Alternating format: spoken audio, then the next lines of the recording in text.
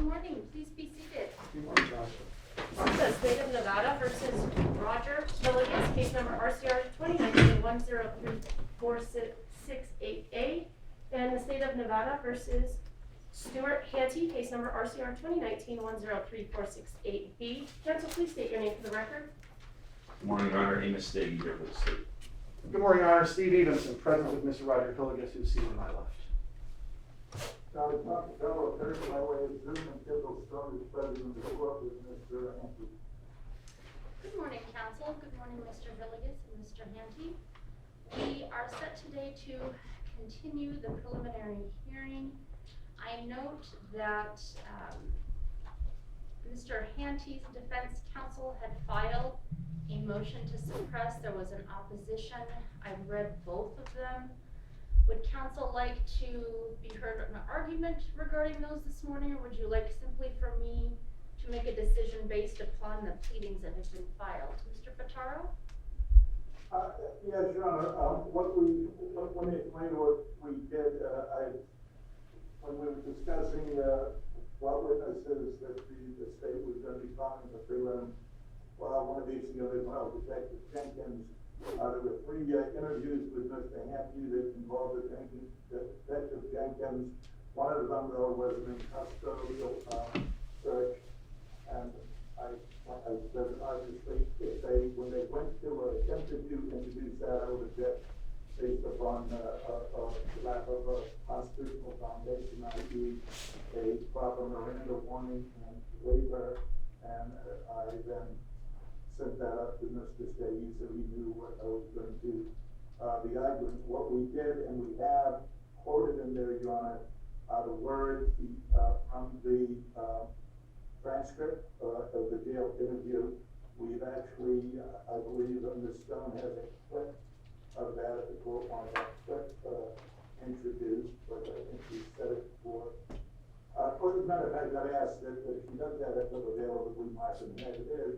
And all it is it would contain the statement by Detective Jenkins of the alleged Miranda warning, and then the response by Mr. Handte, which after the remarks he is not an involuntary waiver of the Miranda, where she said that makes sense, and he said it makes sense. That is not a waiver. Who also obviously might be a written waiver form signed, although I don't know that matters here. We do have everything on the audio. So that's the nature of it. It would come in this issue if they intend to introduce statements from that interview. Is when I would make it. I thought I was doing it as a courtesy to the state to send it up first, but apparently it offended them in some way. Why we're here. All right, well, Mr. Stege, I'll allow you to be heard about the timing of when. It sounds like Mr. Pitaro would like to make the argument at the time if and when that interview is going to be introduced. Yeah, timing-wise, of slight inconvenience, but I'm prepared to argue it. And procedurally, I have a different view of how it ought to go. But I did note my pleading; it's marked as proposed M, which we have before the court clerk, and the question of that versus a clip, I'm happy to weigh in when the court would like me to. All right, thank you. So otherwise, counsel, are you all prepared to go forward with the preliminary hearing this morning? Yes, Your Honor. Yes, Your Honor. Yes. All right, so Mr. Stege, why don't you go ahead and call your first witness, and I will just note that the exclusionary rule has previously been invoked. It is still in place, so any potential witness cannot be in the courtroom during witness testimony or view any kind of video or streaming of the testimony at this point. Mr. Stege, the name of your witness? Thank you. Ken Amundson. Okay. Good morning, sir. Right in the Go door ahead there. this way to the witness stand, please, and once you get there, I'll ask you to face me and raise your right hand. All right.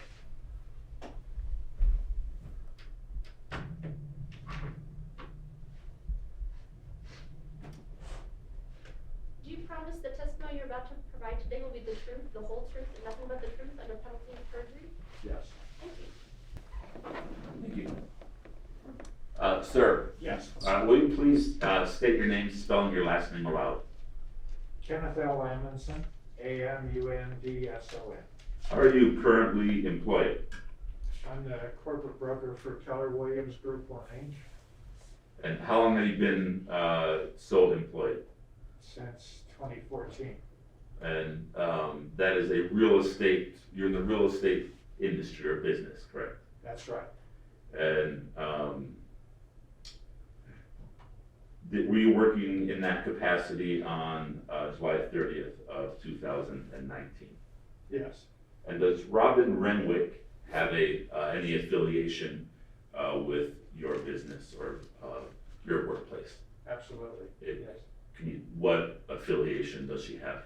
She with is Keller? a licensed real estate agent and experienced agent that is licensed with our company.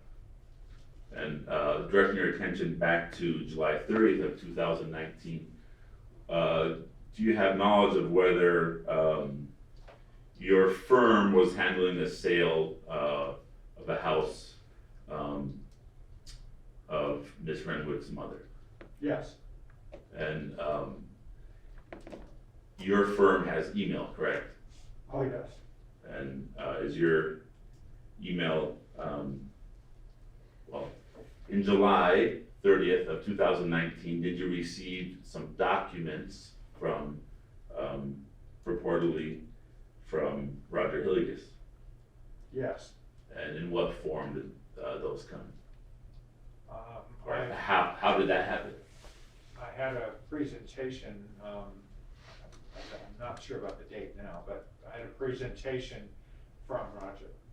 Okay, and what do you mean by a presentation? He came in, In person. okay, and delivered. Your Honor, I'm gonna object.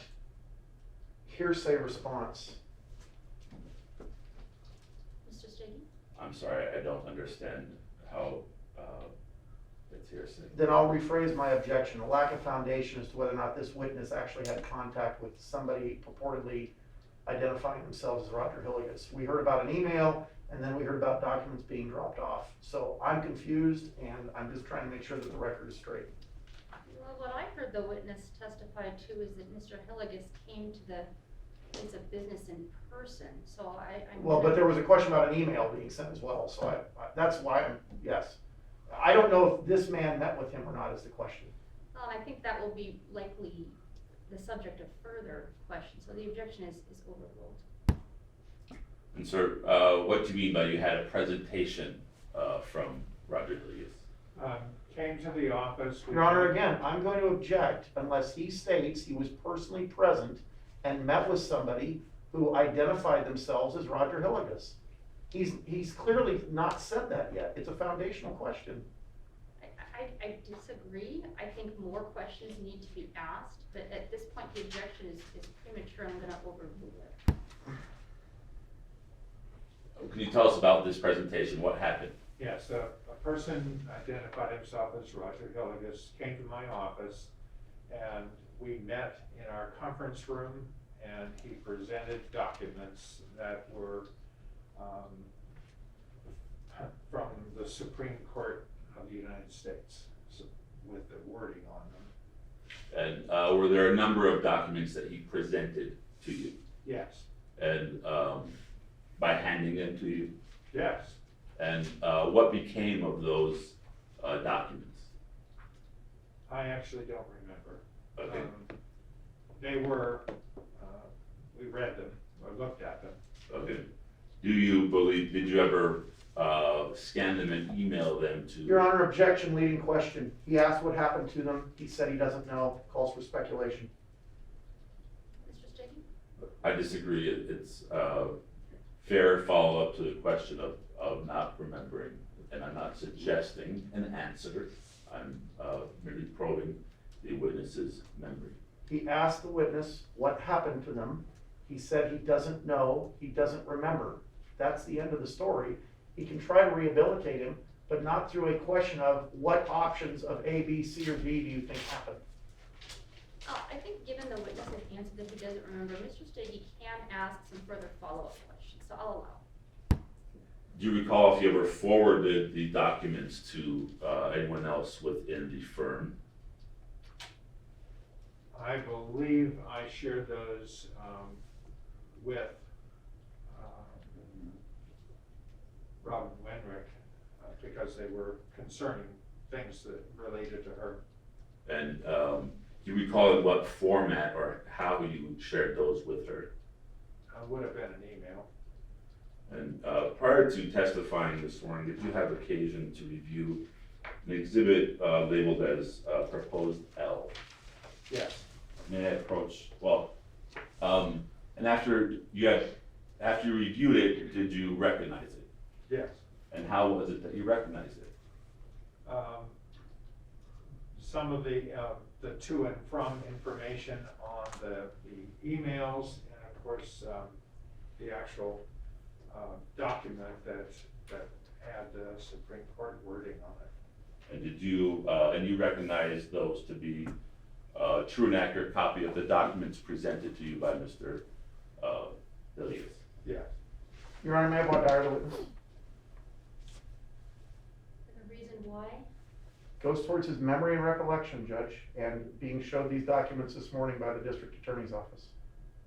Goes toward his foundation to be able to testify further. Mr. Stege?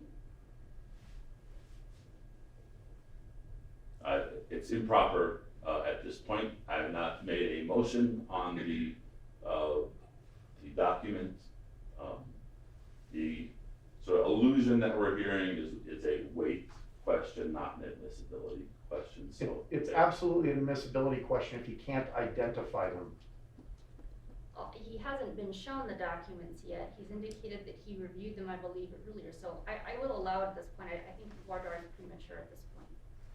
May I approach the witness, Your Honor? Judge, I note for the record my objection, and I cannot unring the bell once this process takes place, and it is an unfair process to my client to do it this way, and Mr. Stege knows it. Your objection is noted, and again, there is already testimony that he's previously reviewed the exhibit. Go ahead, Mr. Stege. Sir, will you please take proposed L from my hand?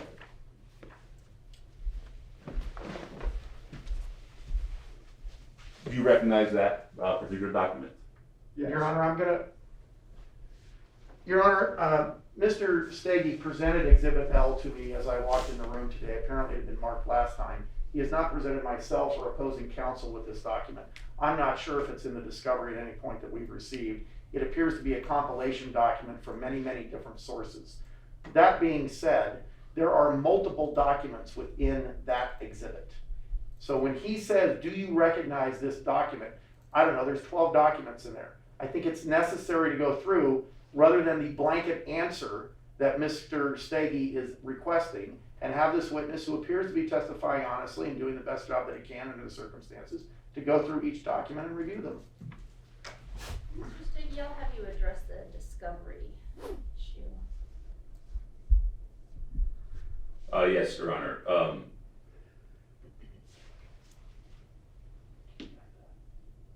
This packet, along with a similar in subject packet identified or marked for today's purposes as proposed K, are part of discovery. They bear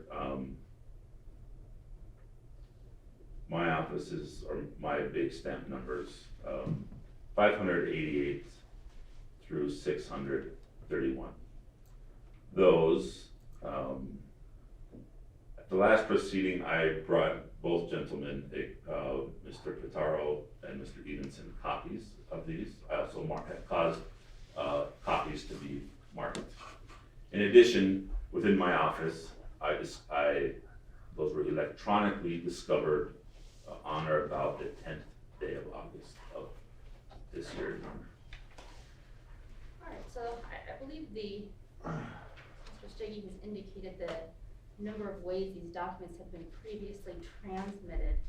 And I don't object to the witness going through what is in the packet. I think that's a fair response, and that may be where Mr. Stege is going to address each of the documents in the packet. And sir, so you recognize those to be what you previously testified to as what you reviewed this morning and recognized, correct? That's right, yes.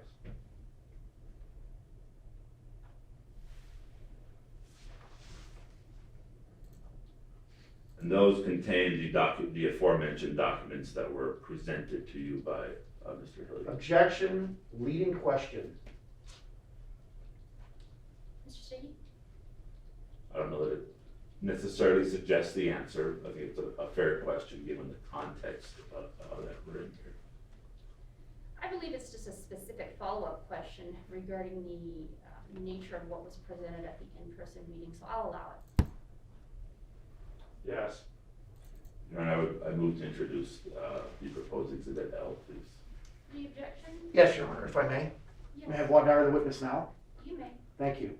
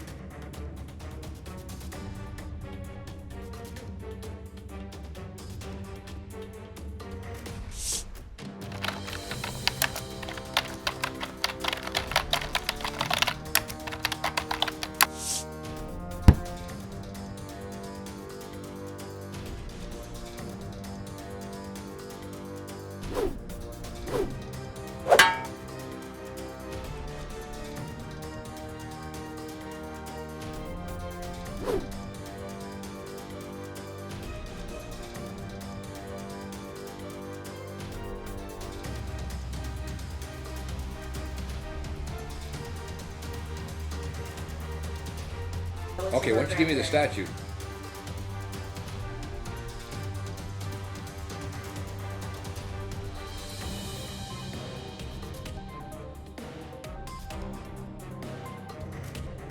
I'm not putting up with any of your crap here today.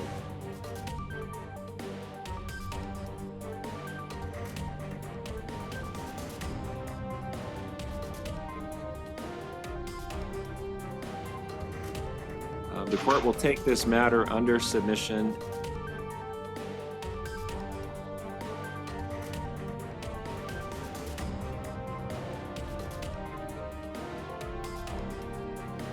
This is the time set for your hearing on custody.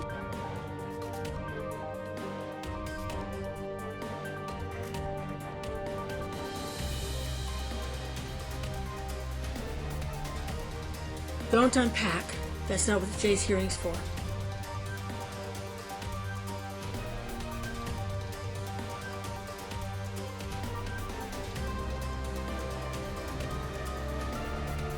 The likely result of that is you will be remanded into custody.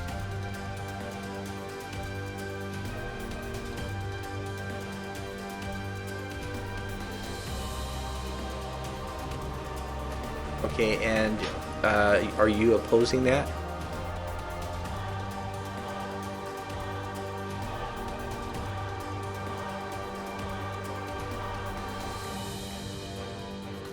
Counsel, your appearances for the record.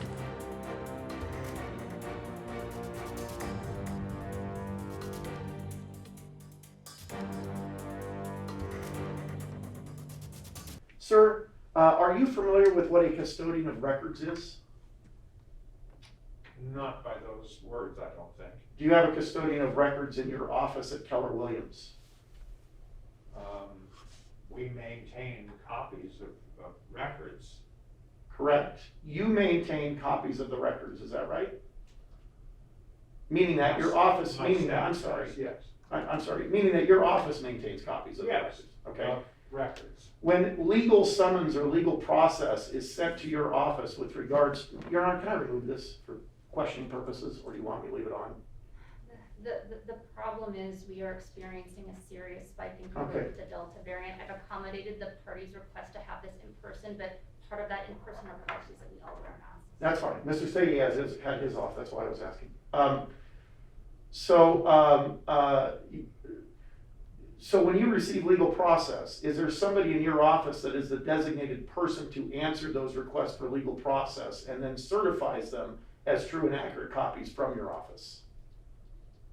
No, I don't think so. Okay. Did you make the copies that Mr. Stege presented to you today?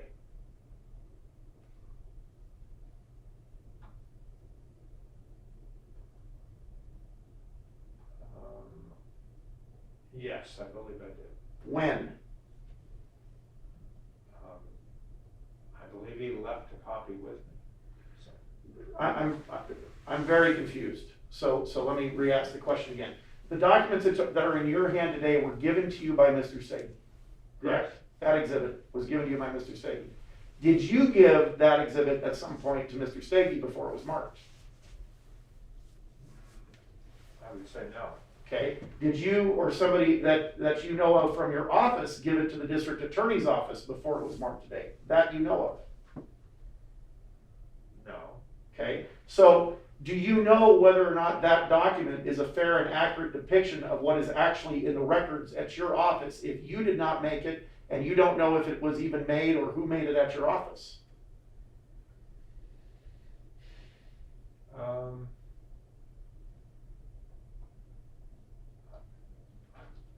No. Okay, so you were very clear with your memory when you were talking. You answered a very specific question from Mr. Stege that said, I remember the Supreme Court documents, I remember some of them. That clearly implies that you do not remember all of them. Do you remember that answer? Yes. Okay, so you do not remember all of the documents that are in that packet, do you? I can't, no. Okay, so if we go through the packet and go through each of the documents that are in there, the only one you really remember and that stood out to you was something involving the Supreme Court. Is that right? That and my own email. Okay, that and your own email. Understood. So the Supreme Court document and your own email are the only ones that you have an independent recollection of today that you feel confident you can testify to, right? Objection, misstates the testimony. I think it's fair. I hear fair follow-up question all the time from his side of the room. I think I get the same leeway on So mine. I'll allow it, Mr. Stege can certainly ask follow-up questions. Thank you. Your board hire.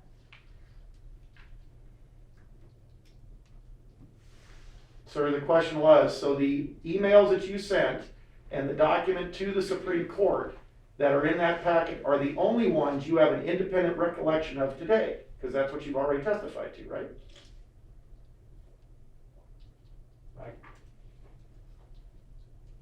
I guess so. Okay, so in terms of any other document other than anything to or from the Supreme Court, by the way, with regard to the Supreme Court document, is that a one-page document that you remember, or do you just remember the part that says Supreme Court on it?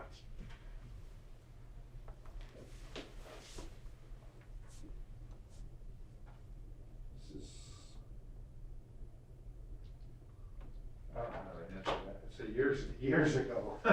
I understand that. Is there any, do you see any certifications or markings on that document that it is a true and accurate document from the records of your office? Objection to the relevance of the question. It's highly relevant. So I'll allow it, and then I'll allow Mr. Stege to follow up.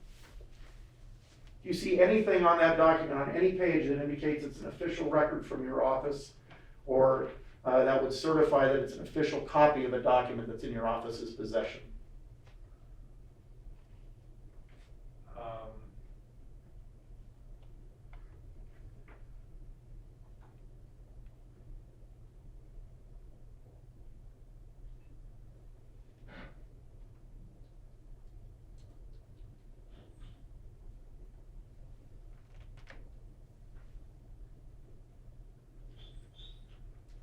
I don't see anything separate from what's in the documents now. Okay. And,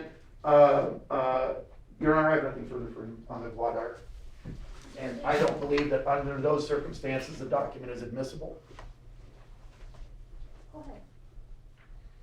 Sir, may I question the witness from a bit closer, Your Honor? You may. And sir, you recognize your email, correct? Yes. And does your email indicate you are forwarding the information to anyone else within your firm? Yes, to Robin Reno. Okay, and this, I wonder if we might dispense with the laughing during court. This is the second time we've heard it. So, Judge, I'm sitting here by myself. I wasn't out loud. I believe the process to rehabilitate a witness does not involve leading them down the road that you want them to go and whatnot. All this is gonna lead to is more questions. It's fine. I apologize to Mr. Stege. I apologize to the court if it offended anybody. It's just a chuckle to myself.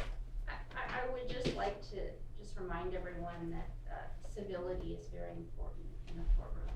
So I'm not pointing anyone out or blaming anybody, but I'm just letting everyone know that civility is an important process in this proceeding. Go ahead, Mr. Stewart. And so, the email indicates that you forwarded documents to Robin Renwick. That's correct. And, indeed on the first page of it indicates, that there are in fact attachments. That's right.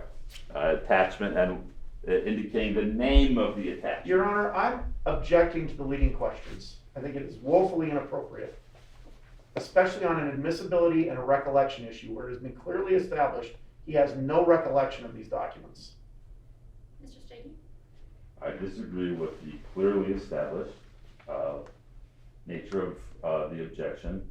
I also disagree that that's inappropriate. The defense can't have it both ways. Okay? They attack particular areas of this document, but then when I seek to go back to those portions, it's inappropriate. That is not the case, that's not the law, and the question is fair and not to be permitted by this court. So, given the questions on voir dire, questioning these documents particularly, I think that it is fair to allow Mr. Stege to be a bit more specific regarding the documents. So I'll allow it. The question is, do you see an indication there on the front page indicating that there are attachments? Yes. And further indicate that this was an email that was forwarded from you to Ms. Renwick, and then from Ms. Renwick to the DA's office with attachments. Yes. And the documents that were given to you, presented to you by Mr. Hillygus, were those the attachments that you forwarded to Ms. Renwick because they concerned her? Your Honor, I'm going to object. Calls for speculation. Leading question. Based upon his prior answers, he has no recollection of any document in that packet other than the Supreme Court one. So for him to answer that question is pure, unbridled speculation. Frankly, I think this question has already been asked and answered earlier, so I will allow it.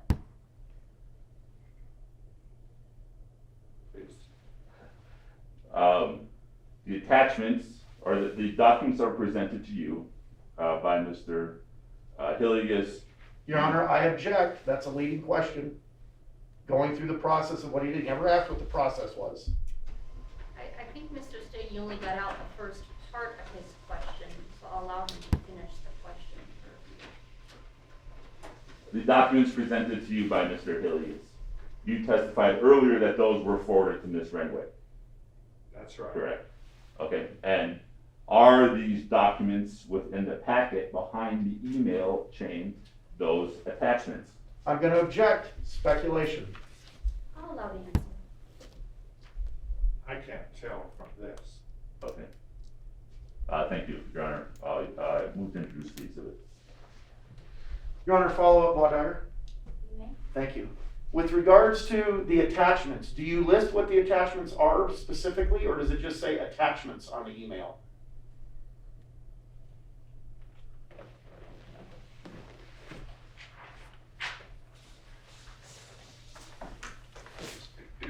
Just attachments, I believe. Okay, is there any specific declaration in that packet or that you are aware of that indicates specifically what the person identifying themselves as Mr. Hillygus gave you?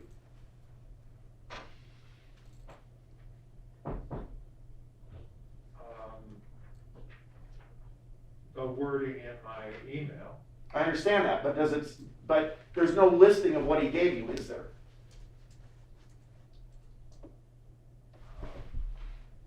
specifically mentions the Supreme Court here. That is correct. We've established you remember that one. But does it mention any other purported document that is in the packet that is in your hand? New filings and papers. Okay? But does it mention specifically what that is?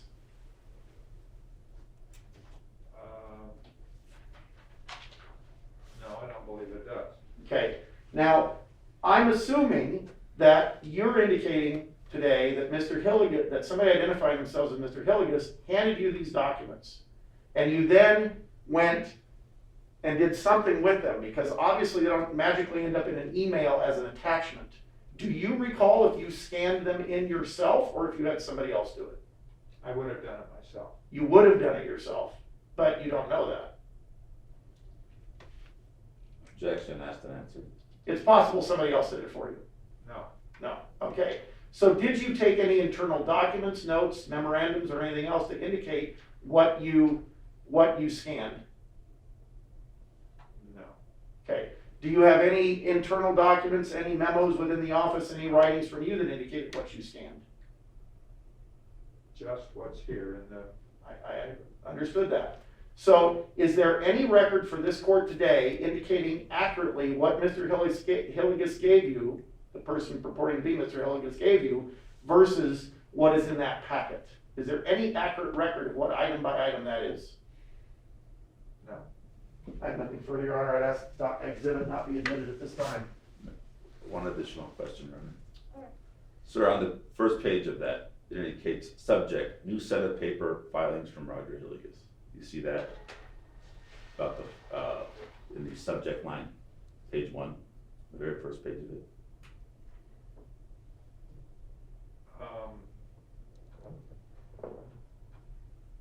The very top of the front of that should say Yeah, new set of papers. filings from Roger Hillygus. Oh, I'm sorry. So, notice of legal disclosure PDF, criminal notice of elder abuse, new cease and desist, Hillygus versus Renwick notice of lien, and individual filings. And what you just read are the attachments portion of the Yes. the email chain. And do you believe those to be the attached, or what are those? Those are the attachments that are in this set. Thank you. Nothing further on Your Honor, So, on this subject. counsel, for a document to be admitted, there needs to be a prima facie showing from a witness with knowledge that the document is what it is purported to be. I believe this witness has satisfied that standard, so L will be admitted. For the record, Your Honor, I object to that conclusion. All right. Go ahead, Mr. Stege. Thank you. No further questions. Mr. Evenson? Nothing further from me, Your Honor. Ms. Stone or Mr. Pitaro? I don't believe we have this. No questions, Your Honor. All right, so this, Mr. Pitaro, did you say no questions as well? Yes. Okay, thank you. I just want to make sure I heard you correctly. Thank you, Mr. Amundson. You may be excused. Thank you. And if the exhibit is still there, sir, if you could hand it to one of the friends, please. What's that? Just give them that exhibit, please. Thank you. Thank you. Mr. Stege, your next witness. Mr. Russell, please. Good morning, Mr. Russell. If you could please approach the witness stand on one chair there, I'll ask you to raise your right hand and I'll swear you in as a witness. Do you promise the testimony you're about to provide shall be the truth, the whole truth, and nothing but the truth under penalty of perjury? I do. Thank you. Please be seated. Sir, please state and spell your name. It is Jared Russell, JaredRussell.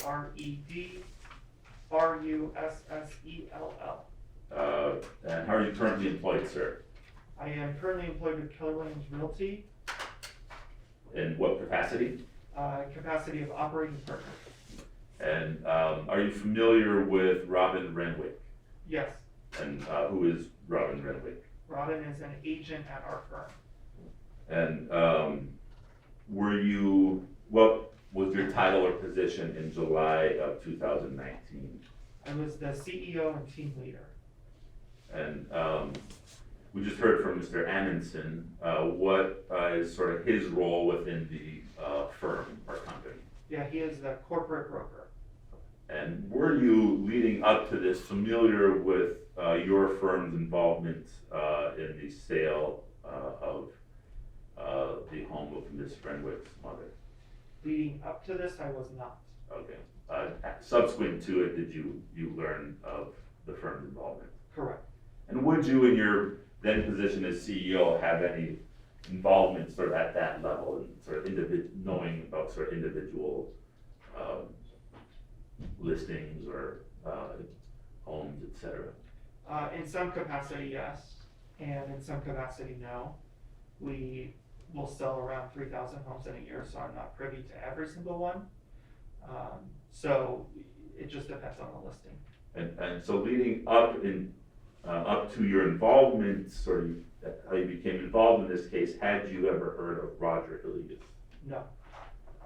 To your knowledge, have you ever spoken to Roger Hillygus? I have, yes, when he came to our office. Okay, and we just heard from Mr. Amundson about a time that Mr. Hillygus came to his office. Are you talking about that time or a different time? That time. Okay, so you were there with Mr. Amundson when Roger came in. I was at the office, if it's okay if I share some clarity on this.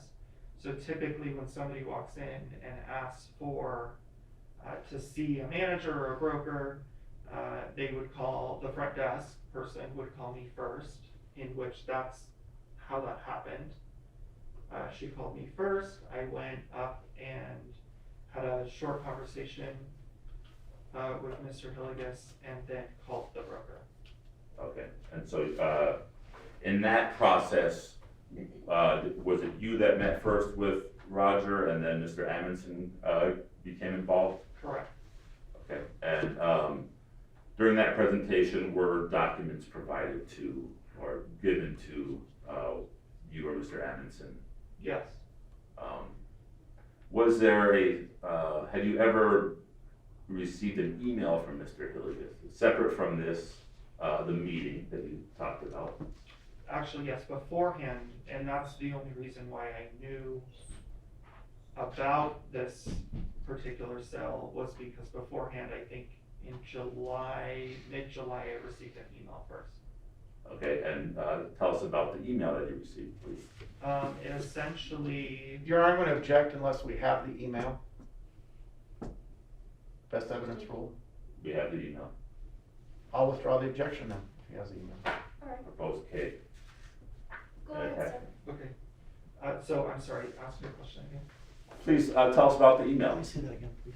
The email essentially said that we didn't have the, I'm paraphrasing here because I don't remember it word for word, but essentially we needed to cease the sale or we didn't have the right to sell the listing.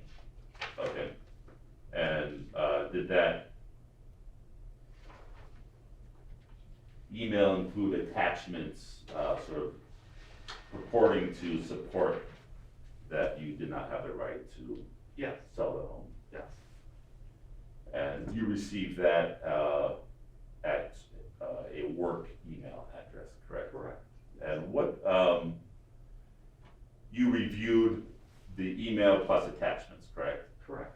And did you forward that email to anyone? Yes, I forwarded the email because it appeared to be a legal matter. I forwarded that email to Ken, our broker. That's who just testified, correct? Correct. And for what purpose? Because it's a legal matter, it's something that I particularly wouldn't handle, and so therefore it was important that Ken had awareness of it and that Ken was handling it. So it sort of pertained to Ken, it was sort of in his wheelhouse or his part of the firm, dealt with those issues. Yes.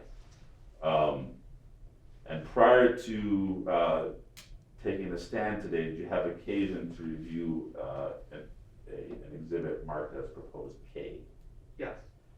And upon reviewing it, did you recognize the contents of the proposed exhibit? Yes. How did you recognize it? It's was exactly what was sent to me. It had my name and email address on it. It is what I have seen before.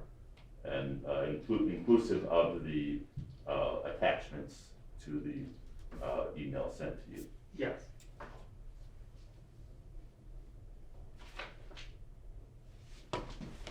And you recognize so the packet to be a true and accurate copy of the original that was sent to you. Yes.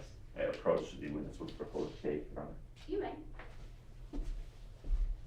Sir, do you recognize proposed case?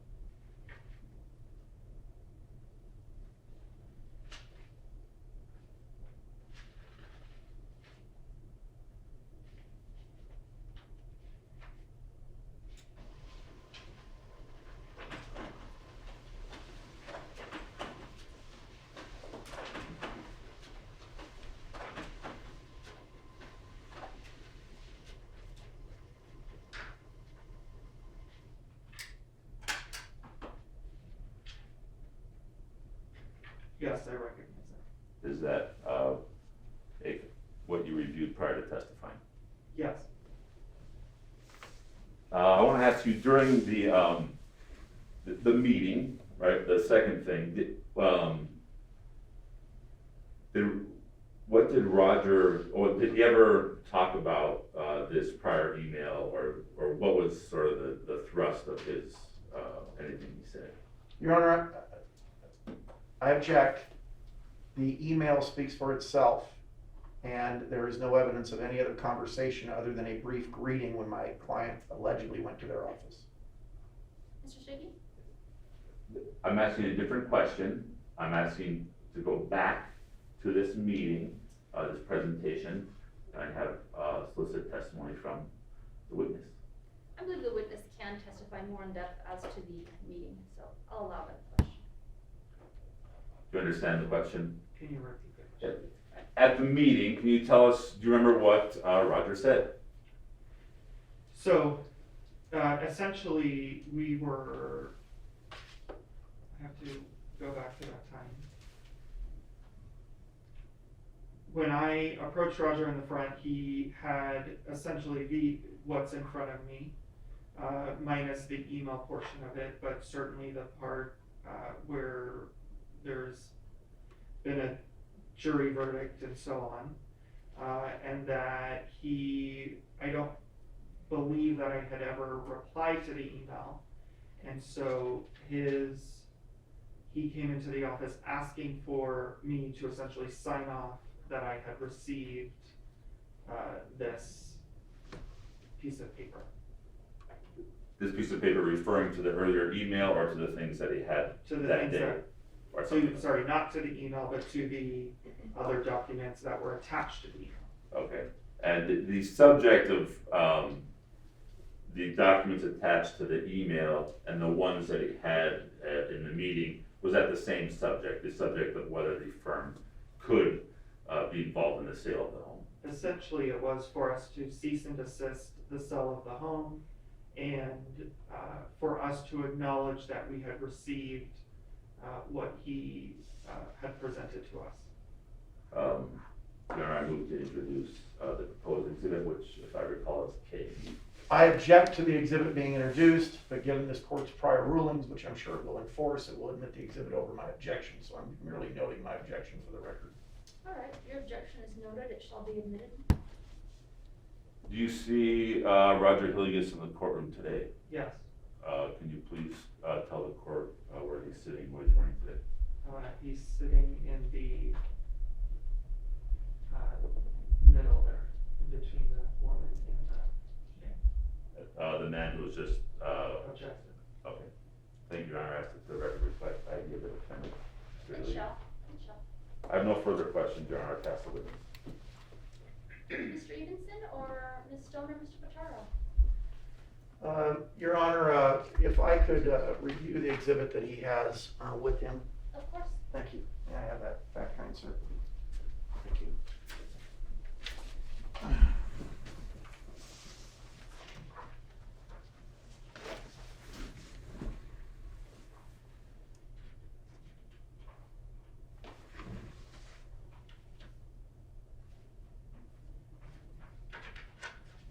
Your Honor, I have no questions for him at this time. All right. Thank you, sir. You may be excused. Thank you. Your Honor, where would you like this? You can give it back to I them. prefer not to be tackled by a bailiff when I accidentally remove it. Oh, I don't think that would happen. Oh, it's been close a couple times. Yeah, my career. The next witness, Mr. Stege? First brief indulgence. Thank you, Your Honor. Mr. Grafton.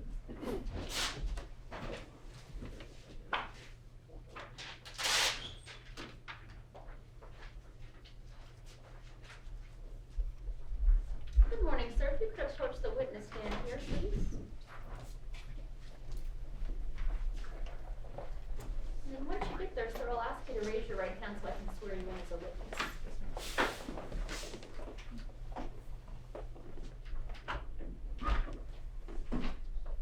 Do you promise that the testimony you're about to provide today will be the truth, the whole truth, and nothing but the truth under penalty of perjury? Yes, ma'am. Thank you. Please be seated.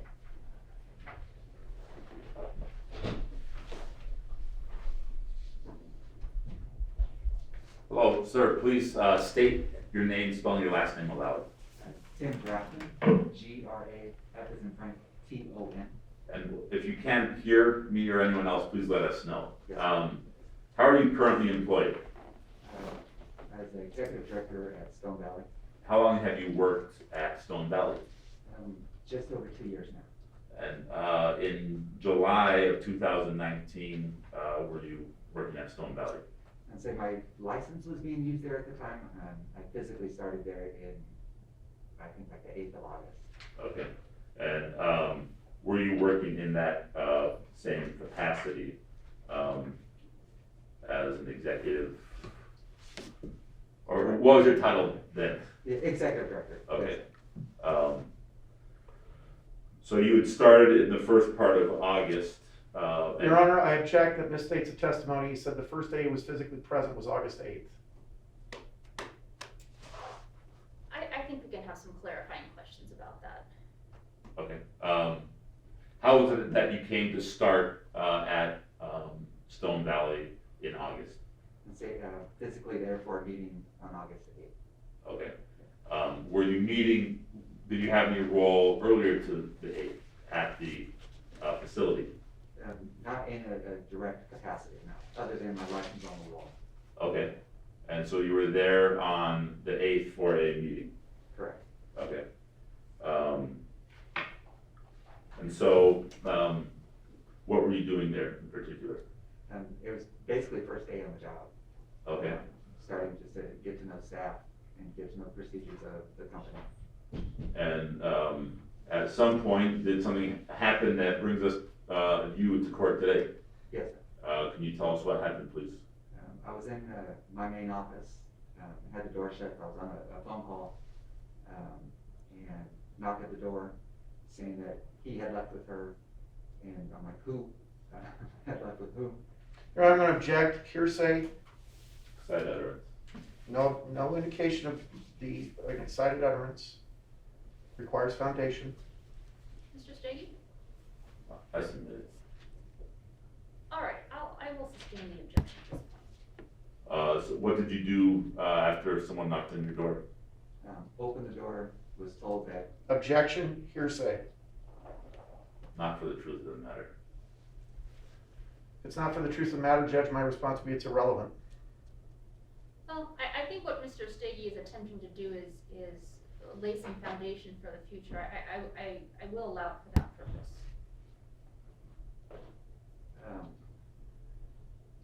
so opened the door, was told that he had left, I wasn't sure who they were even talking about. And they had said that Mr. Hillygus had left with his mom. Objection. Hearsay.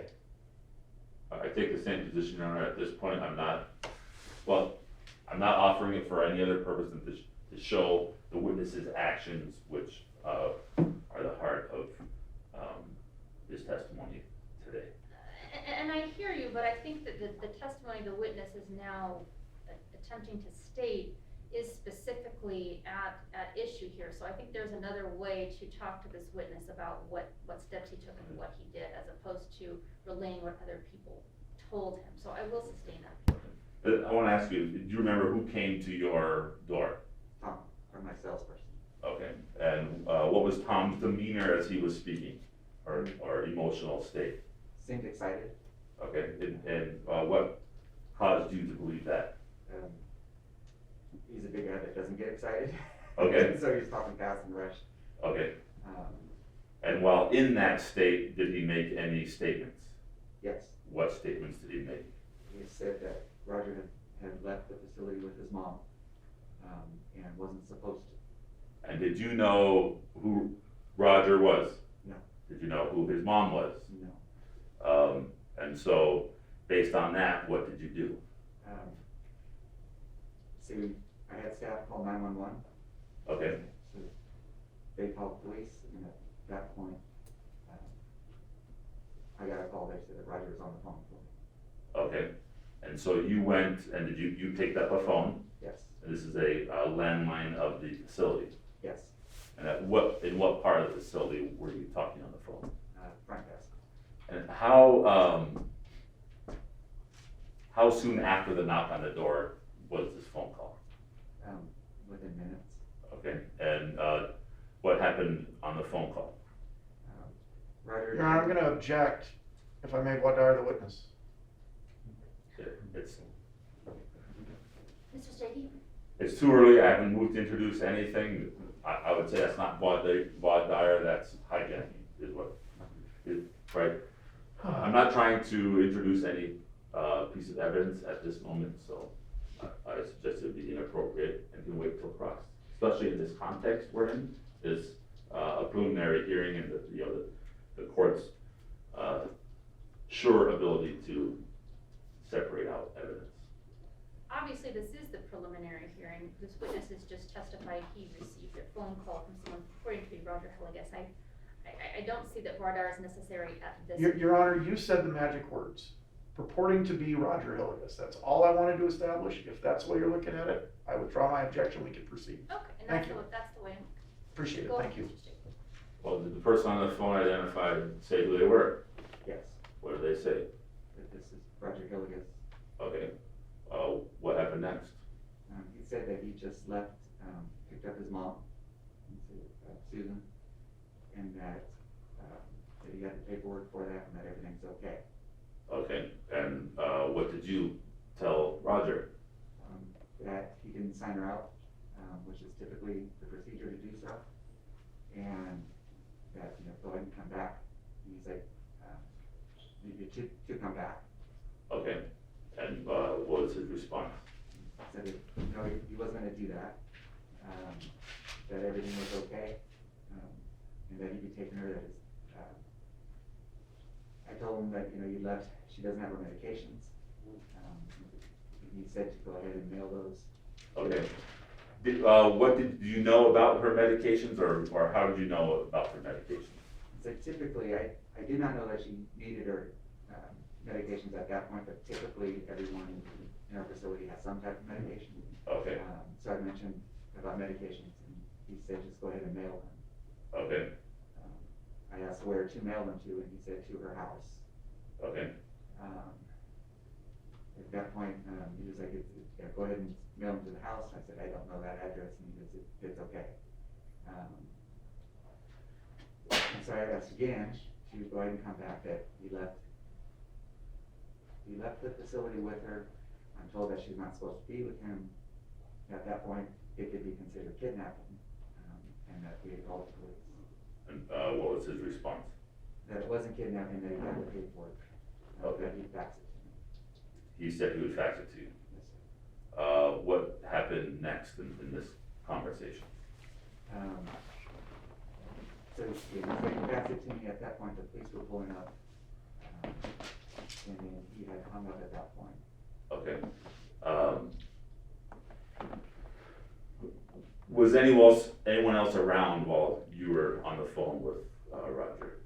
A front desk person Okay. was there. Okay. At some point, did you, so the police arrived, correct? Correct. At some point, did the facility receive a fax? Yes. And tell us about how that happened, that process. So as I was explaining to the police officer what had been going on, the fax came across, which showed, actually, I didn't recognize any of that kind of paperwork. Okay. Which he was saying would have been for powers of attorney and guardianship. The phone number that printed up at the top, I Googled the number and it showed that it came from a place in Truckee, California. Okay. That fax that you received, did you, what became of it? And so I handed it, I showed it to the police officer at that point. And they mentioned that if he's across state lines, does that mean anything? And he was, they reviewed it. Okay.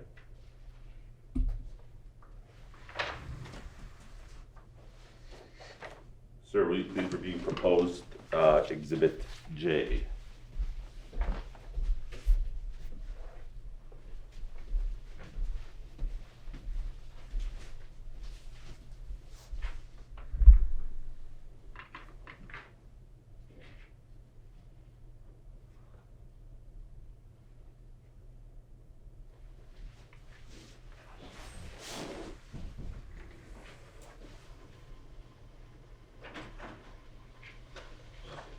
Do you recognize that proposed exhibit? I do. How do you recognize it? In regards to the We the People Court Services, I had never seen that before. Okay. So that stood out to me as far as the sworn affidavit of what he was talking about. And do you, how do you recognize that in relation to the facts that you testified about? He was saying that he had the legal document to take her, that he was now responsible for her. Okay. And it hadn't ever looked like anything that I had seen before regarding powers of attorney or guardianship. And the footer, or do you see any imprints on that indicating that it might be from a fax machine? Correct. You do? Yes.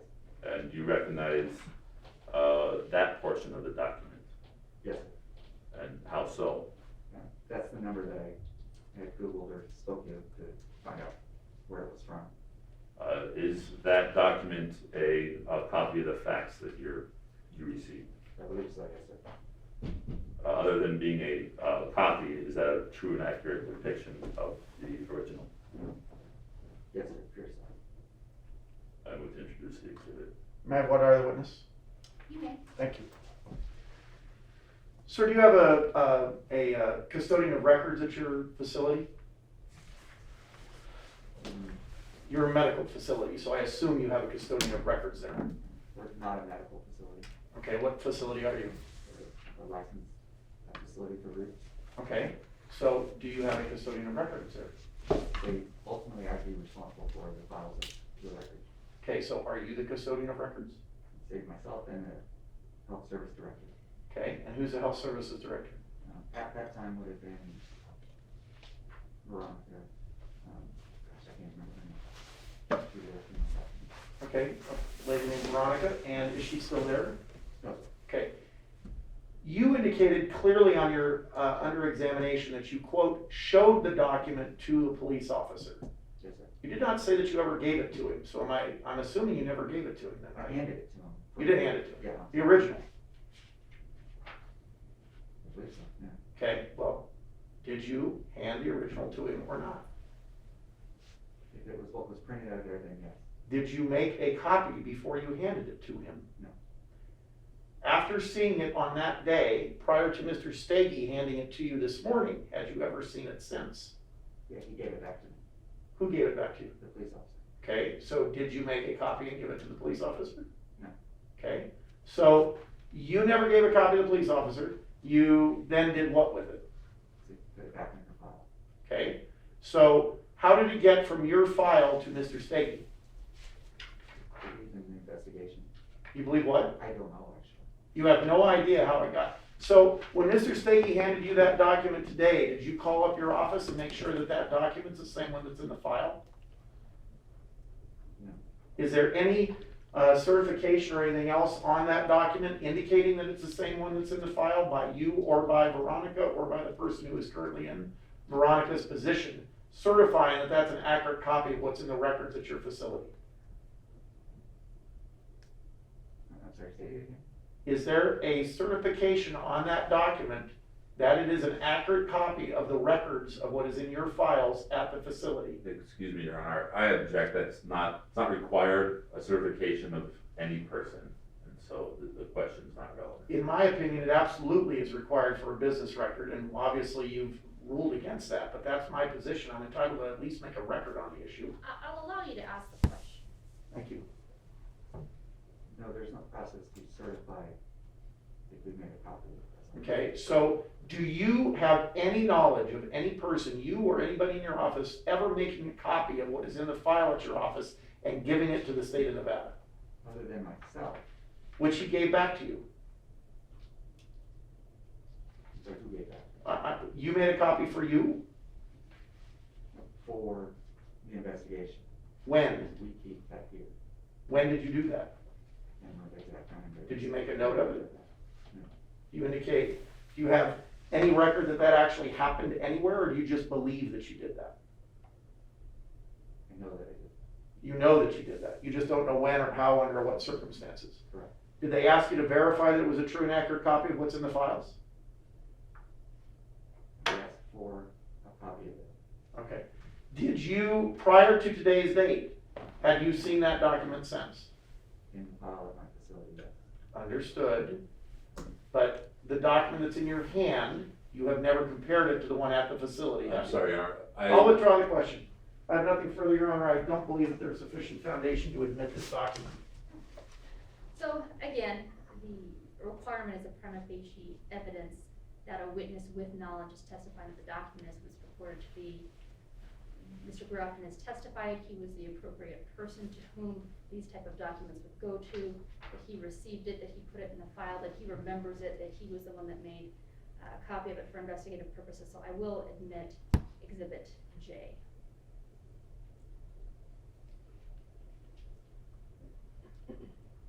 do you recall in this telephone conversation, Roger making any statements about? Your Honor, objection.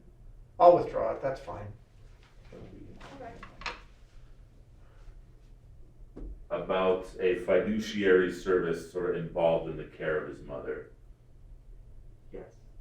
And what was the statement? He was mentioning that, that there's a fiduciary that had placed his mother there, and that shouldn't have done that, that they were just taking her money, and basically said something to the effect of human trafficking, that they would lock her away and take her money.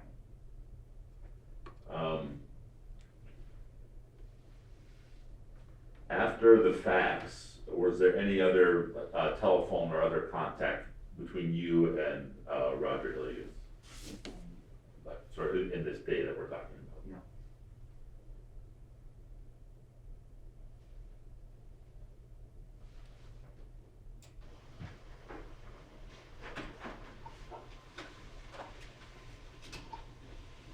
Thank you, Your Honor. I'll pass the witness. All right. No questions for him, Your Honor. Any questions from Ms. Stone or Mr. Pitaro? I believe Mr. Pitaro had questions for this witness. All right, go ahead, Mr. Pitaro. Sorry, I missed what was said, I'm having trouble with this, but I do have some questions. Of course, go ahead. Oh, okay. I wasn't sure if you could hear me, this. Yes, we can hear you just fine. Okay, good.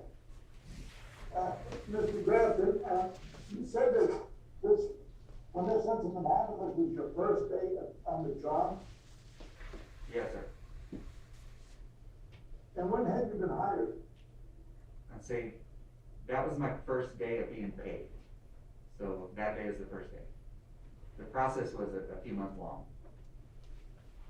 And what was that process? Was that the process of being licensed?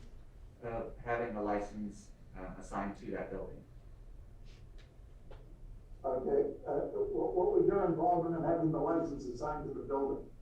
Application process and submitting my resume and recommendations. So you were submitting it as the administrator of the facility? Correct. And prior to submitting the application, who filled it out? Do you remember? The application itself? Yes. That would be me. Okay. Now, when you filled the application out, this application was to what agency specifically? To Belka, which is the licensing for administrator license for Nevada. And give me that name again, please. BELTCA, Belka. Okay. And they do the licensing, investigation for the state of Nevada? No. Okay. Then when you submit it to Belka, what happens to the application if you know? Belka is the organization that licenses administrators for long-term care facilities. We then submit applications to them to add the facility to that license. Okay, so then I had it a little better. So the Belka is the agency that licenses you, so to speak. Correct. And then you then submitted to them to ask that the Stone Valley be placed on your certificate or license as a place that you may then be administrator of. Correct. Okay, now, what about the state licensing? Did you have to go through any state licensing? Not me personally, no. So are you telling, specifically, are you saying that to be the administrator of a facility that you do not have to be licensed by the state? The facility needs to have a licensed administrator. The facility would then do that application and apply for that license with the state. It would list me as that administrator. I'm sorry? I'm sorry. I didn't mean to interrupt you. Is that what you did on behalf of, No, I did not do that part of it.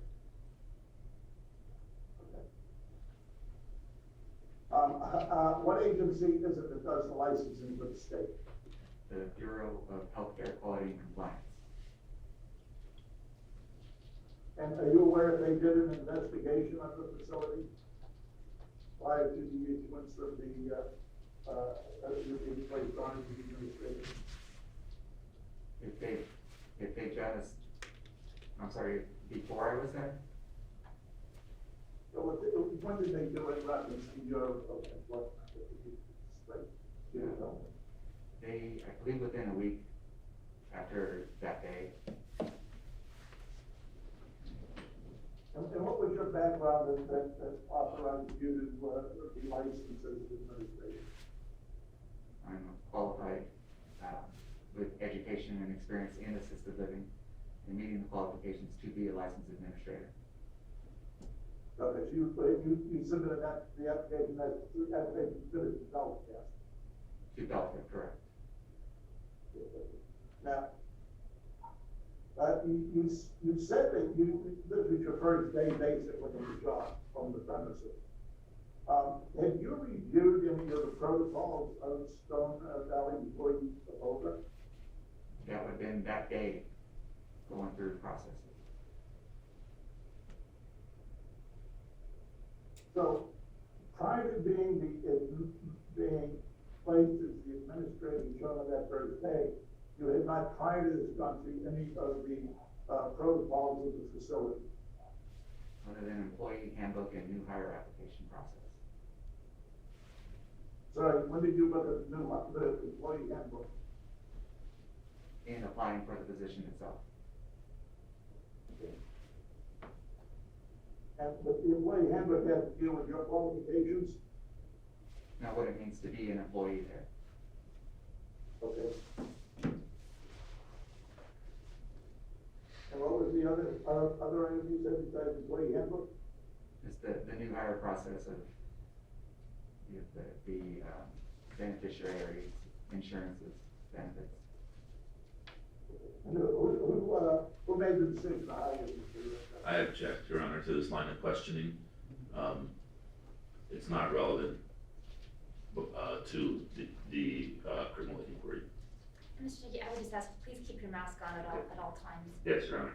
Your response, Mr. Pitaro?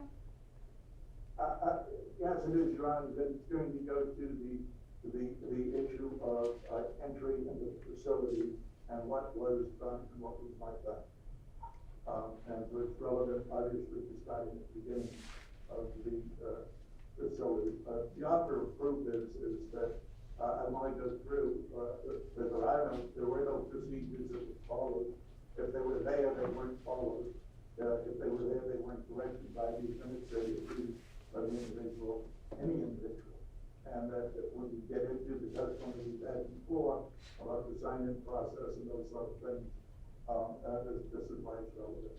Well, and Your Honor, in response, all that notwithstanding, right, protocols, procedures notwithstanding, would never excuse a criminal act, and is not an inquiry for this court. This court's inquiry, and ultimately for the jury, is the defendant's mental state and the law as it applies to them, not any internal protocol, policy, or other course of conduct. Well, with all due respect, Your Honor, the state actually has it backwards. The inquiry is to determine whether there is a criminal violation, not that there is one, and then we go from there. And of course, this goes directly to those issues. I'm trying to get the initial background of what it was and what the procedures were, so that when we have witnesses testifying, other witnesses testify, whether this procedure was in effect, it wasn't in effect, was it violated or not violated, was it really imposed or not? Because if the court is probably not aware, this entry procedure seems, to put it mildly, it seems unusual to the manner in which people were allowed in and out and were entitled to go in and out of the front. So, Mr. Pitaro, obviously we're not quite there yet. I will permit you to ask some limited questions of this witness. I will allow this question, so go ahead. Mr. Jackson, specifically, let me just get, where the protocol set up for the visitation of the residents? Yes. Okay, and were they in writing? In the resident agreement, there is a statement in there that we ask that visitors sign in at the front desk and who they were visiting.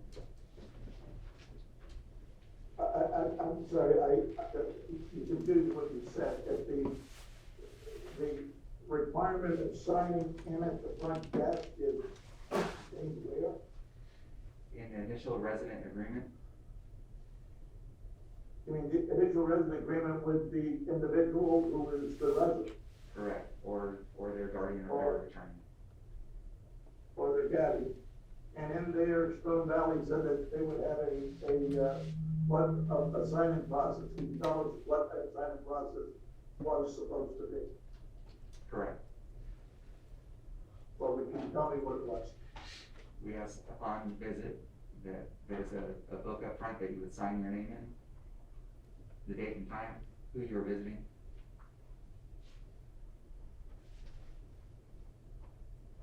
Was there any requirement of verification that the person was who they said they were when they wanted to visit?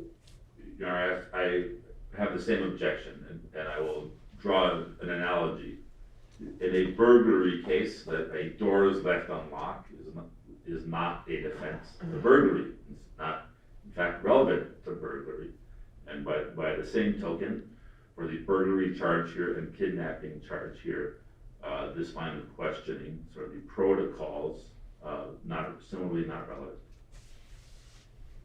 So, I certainly understand that council can make whatever arguments they would like at the time appropriate for arguments, but I will allow the question.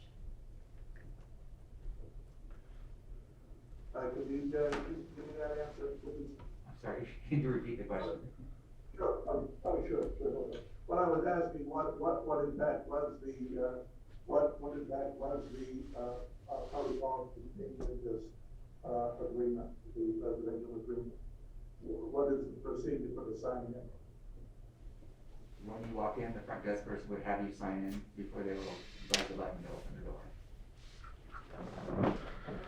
And the next question I asked on that was there a verification process that the person signing in was who the person, said they were? Other than if they were recognized by the front desk person, no. So there's no requirement, for example, giving the driver's license that you check to see that you are in fact the person who's there. Correct.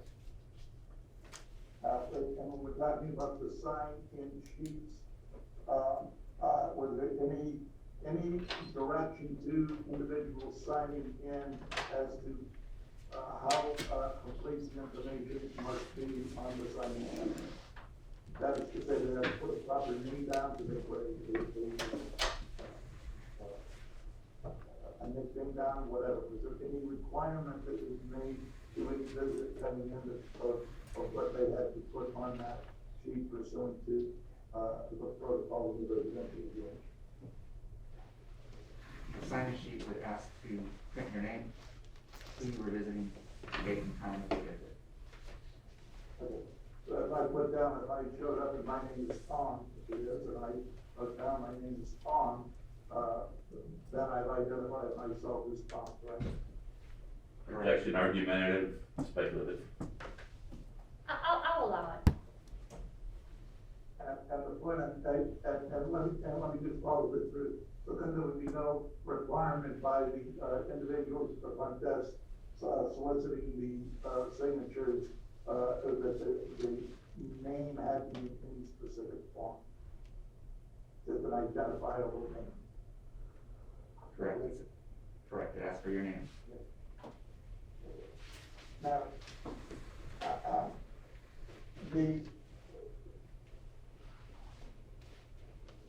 now, were you aware, I understand you just started there, obviously you had to have some sort of involvement before then.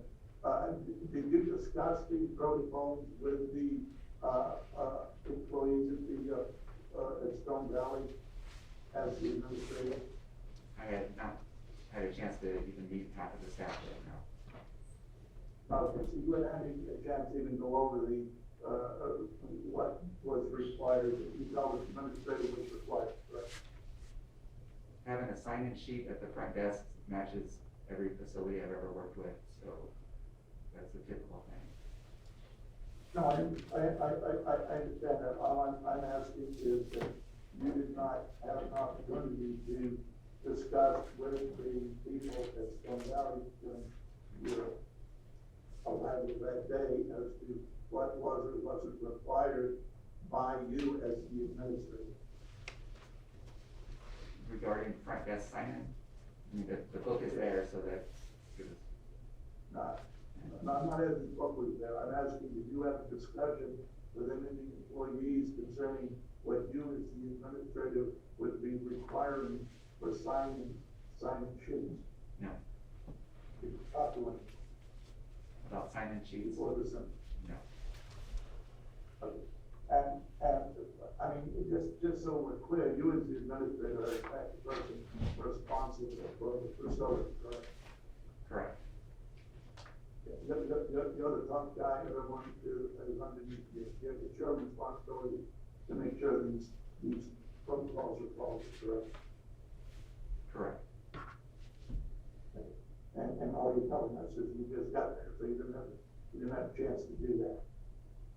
Now, in addition to the state of Nevada licensing and then the individual administrative licensing, are you under any regulations from other agencies, for example, Social Security, Medicare, Medicaid?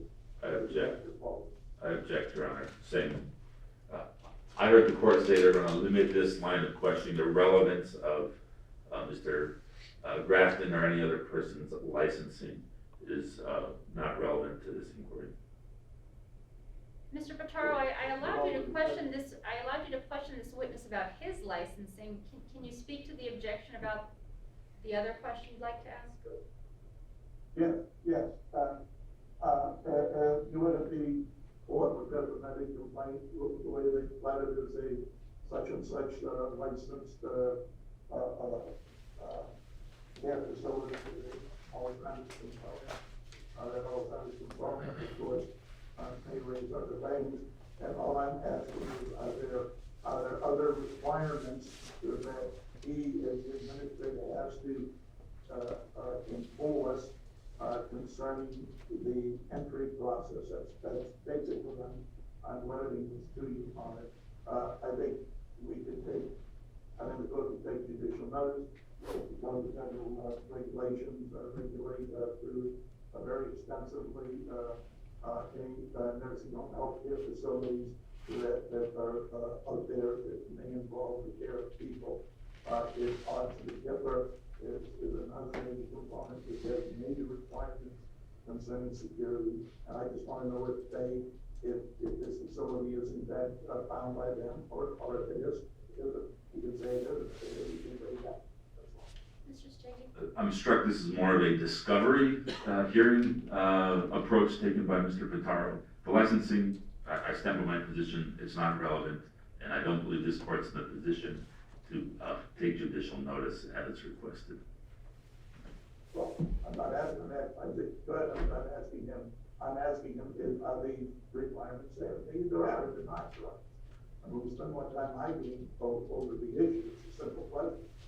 So I will, Mr. Pitaro, I will allow this question, but I would just indicate that I have made it clear that this matter needs to be relatively brief, but since we have this witness here, I'll allow you to ask the question.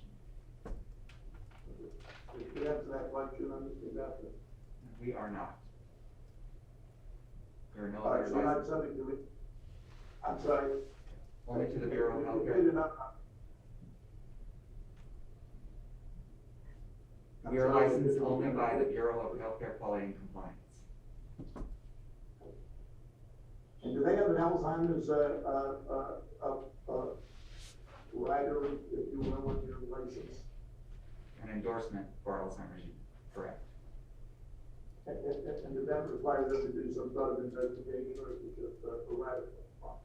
It's under the main license that they would survey for in general. Now,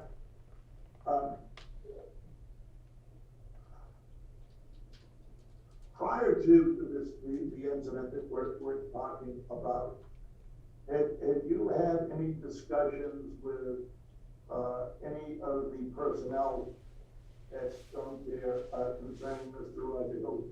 Objection, hearsay. I see a discussion on that, what you said, I see a discussion.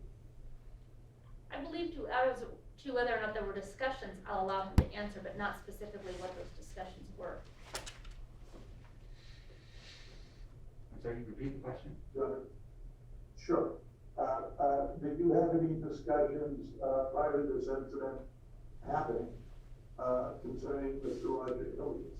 No.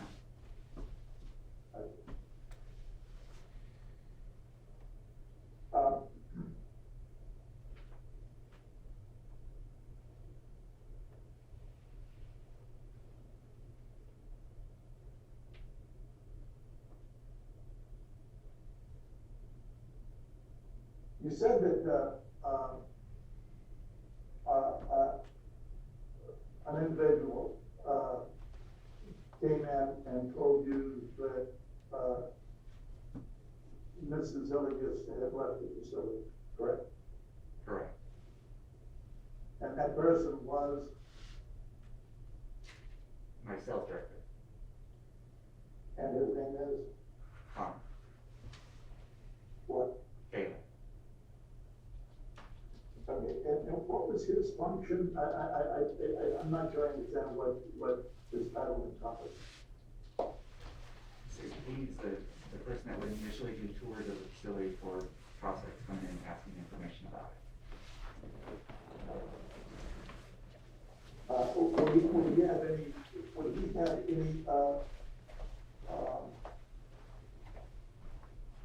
executive authority over any of the other employees first? On any other issues they have except yours? He is part of the management team, so he would be able to direct staff as well.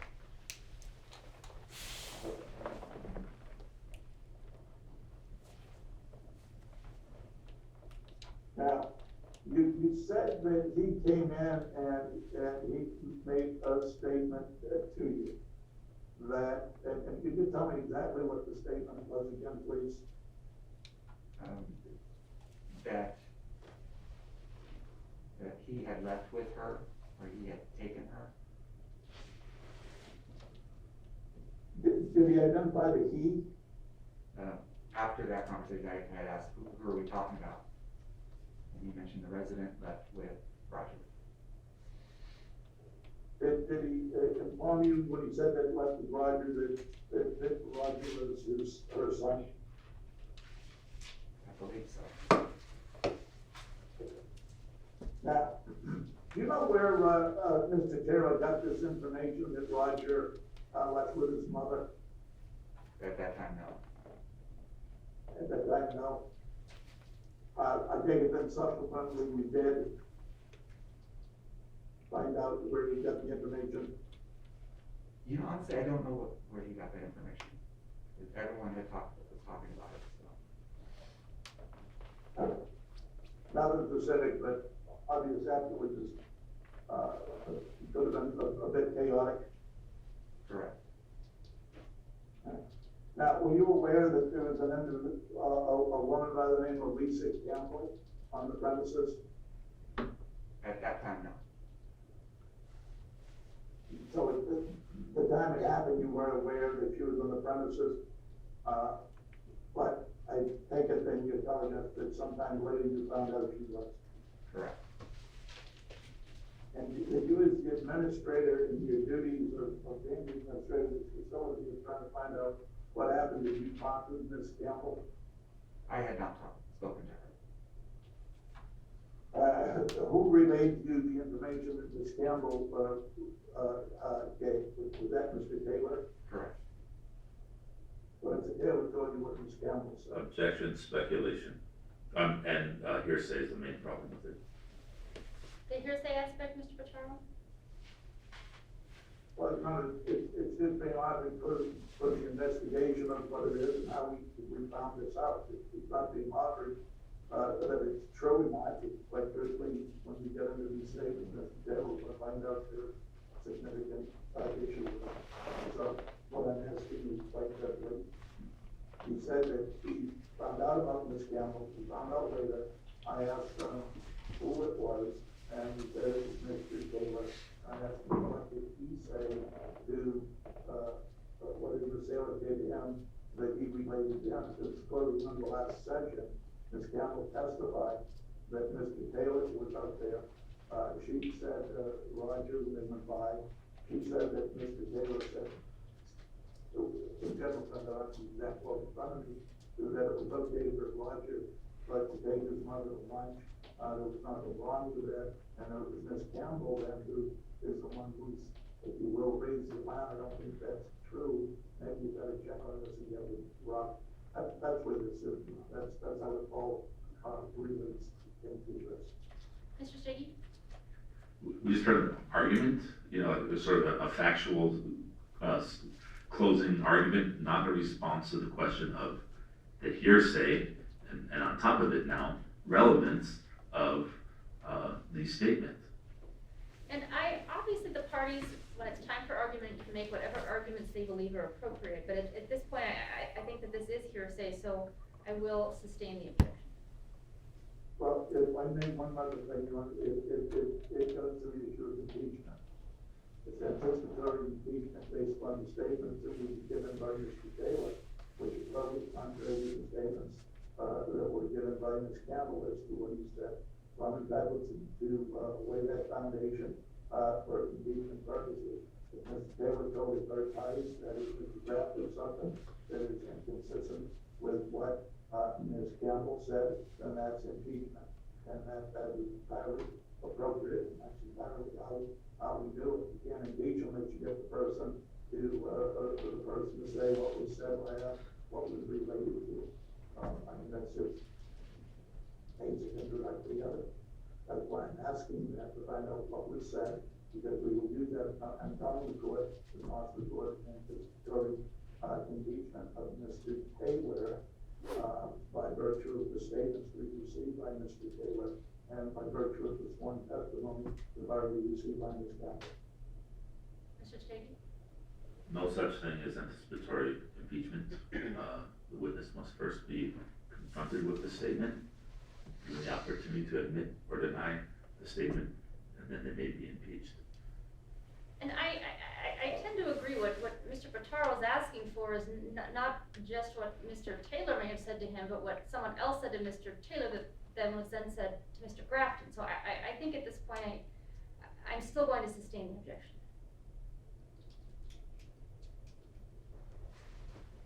I'm sorry, you're sustaining the objection? Yes, I'm sustaining Mr. Stege's objection.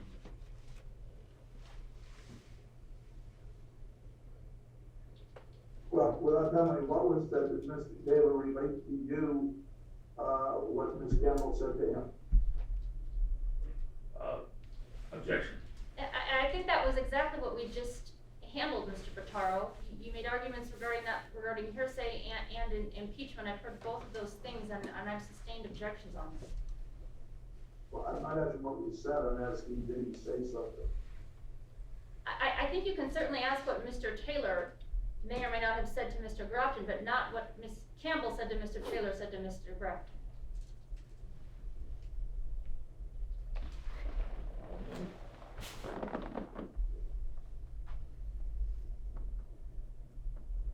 Outside of the statement that you just gave us that we did not know he was left with a resident, were you aware of the name of the resident when Mr. Taylor told you who it was?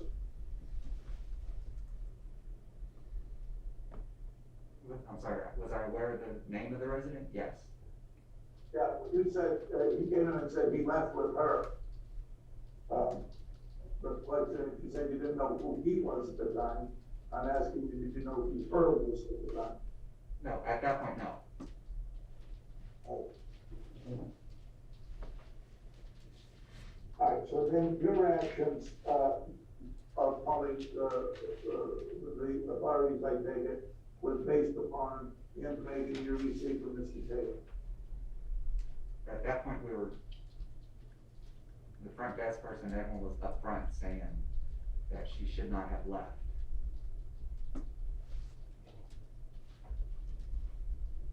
And who were those people that said that? You just tell us their names? I believe that was Diamond at that point. Diamond. Was that based on her, making that statement and response to it for you, or you just probably thought they could just be there when she was making the statement and that group? I'm sorry, I didn't understand that question. All right, what I'm saying is, did you ask her a question, she responded, or was it just something, you being in that group area, that you said that she made that statement? When I was informed that he had taken her, we asked who took whom. In that discussion, was not supposed to leave, so no more discussion, call 911.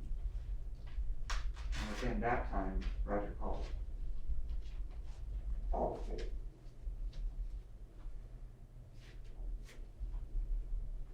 Now,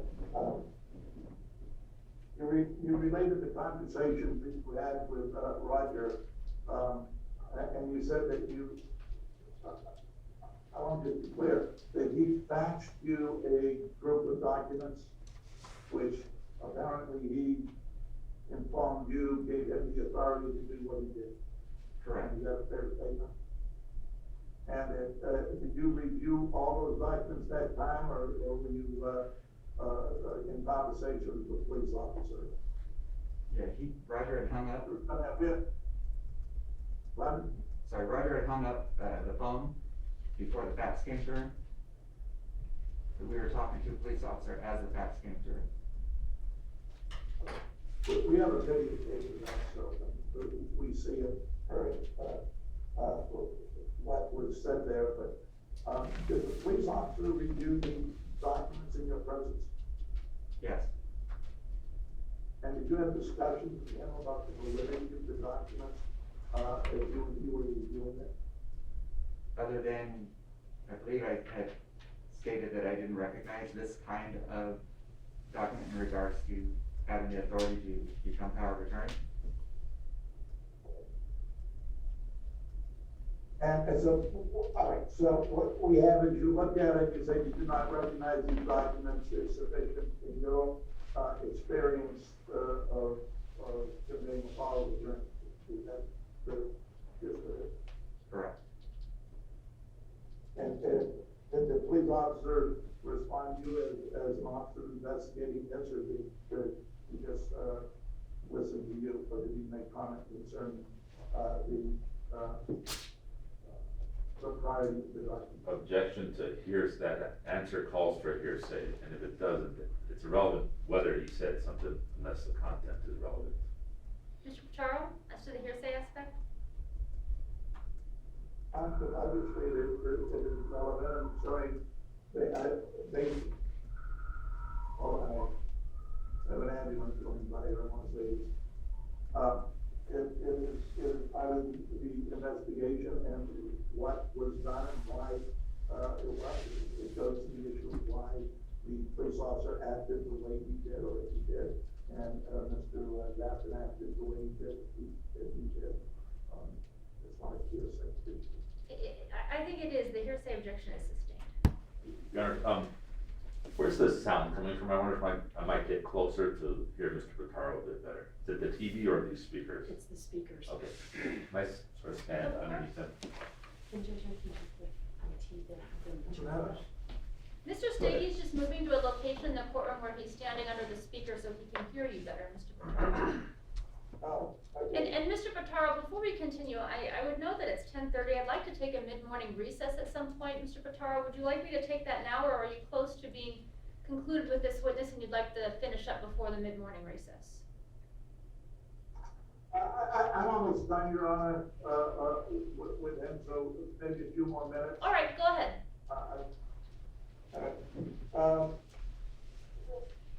Mr. Grafton, did you at any time gather documents, it appeared that you gathered documents out of files that were handed to you when the police officer was there. Do you remember that? As far as who was his guardian power of attorney. Right, there was a file that was given to you and then you gave to the police officer for his perusal. I believe we gave him the current powers of attorney that we have on file at that time. There had been an issue raised earlier, in Oklahoma as we about it, and that is that there was this statement, that, concerning Mr. Hillygus, and visiting his mother.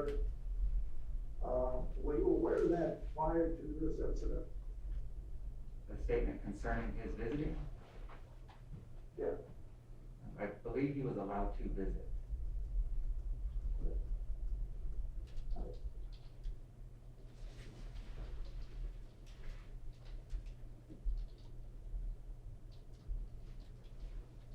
And let me ask you this, being allowed, did you see anything that specifically said that he did not leave the premises with his mother? At that point, I did not. Okay.